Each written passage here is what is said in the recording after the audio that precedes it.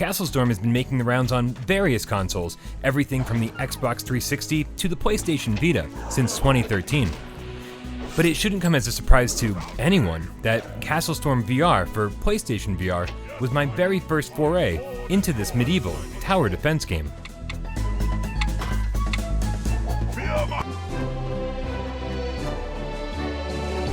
But Zen Studios made certain that newcomers like me were greeted kindly at the door with a smile and a handshake. The game sits you down in a movie theater with the 2D opening cinematics projected up against the wall, and like any good strategy game, starts you off with only the basics before slowly adding in new gameplay elements, which before too long has you managing multiple mechanics simultaneously. At its core, CastleStorm is simply about defending your castle, that one over there on the left, from invading kingdoms on the right. Often, you'll be tasked with taking down a neighboring castle, or stealing its flag, or protecting your own flag, all while defending your castle. And there are so many ways to go about doing this. As the player, you have the ability to spawn a variety of lemming-like troops that plow into battle for you. Plus, you'll be aiming and launching javelins, bombs, and a variety of items at incoming enemies, not to mention your opponent's castle walls. Or when things get real hairy, you can fall back on some magical attacks, or even directly command your character in battle, complete with jumps, attacks, and a shield for blocking. Oh, and I should probably mention that all of these elements are totally upgradable, multiple times over.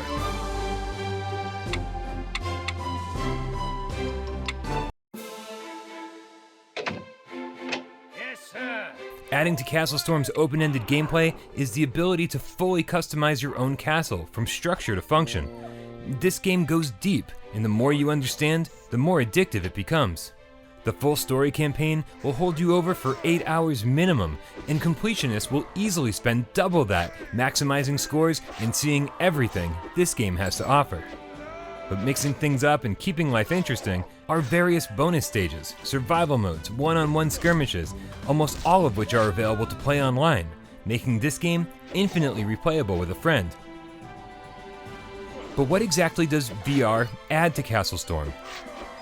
Honestly, that's something I don't really have an answer for.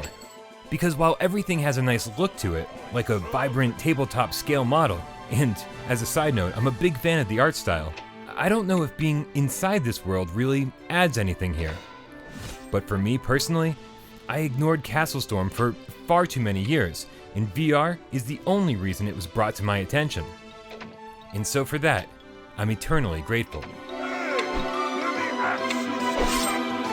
Down!